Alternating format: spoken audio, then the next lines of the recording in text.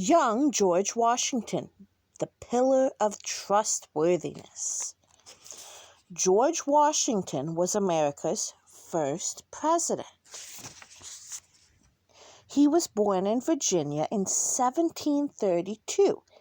In those days, America was ruled by the King of Great Britain. Virginia was a British colony. Young George didn't care who ruled America. He was too busy playing games and helping his family on their farm. When George was 7, he started school. He went to a one-room schoolhouse. Children of all ages sat together and were taught by one teacher. When George was 11, a very sad thing happened. His father died. George was sent to stay with his older brother, Lawrence. Lawrence lived on a big farm called Mount Vernon. George loved it there.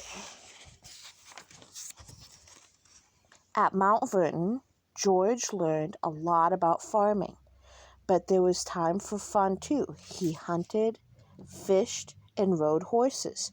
George loved riding horses most of all.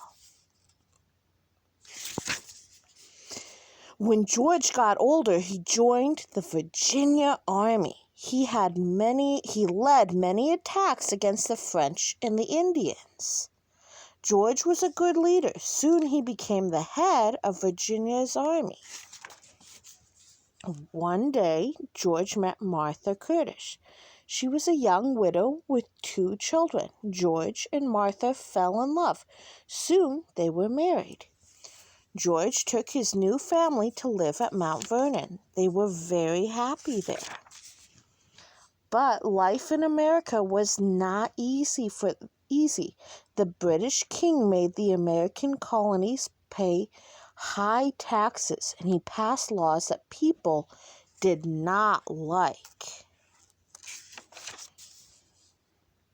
George Washington wanted to fight for America's freedom. Many people agreed with him. The colonists went to war against Great Britain. This war was called the American Revolution. George Washington was in charge of the whole American army. The army fought hard against the British. Washington's men had little money or supplies, but Washington was a brave leader. He made his army believe it could win. Finally, after 8 long years, the war ended. The colonies were free. America was free. After the Revolution, Washington still had important work to do.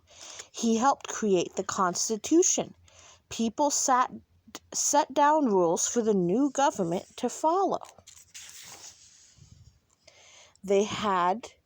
Then he was chosen to be the first president of the United States.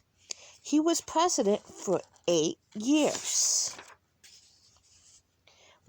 In his days as president were over, Washington and his wife went home to Mount Vernon. 2 years later, George Washington died there. Across the river from Mount Vernon is Washington, D.C., the nation's capital. It was named in Washington's honor. America has had many presidents, but few as well loved as George Washington. The end.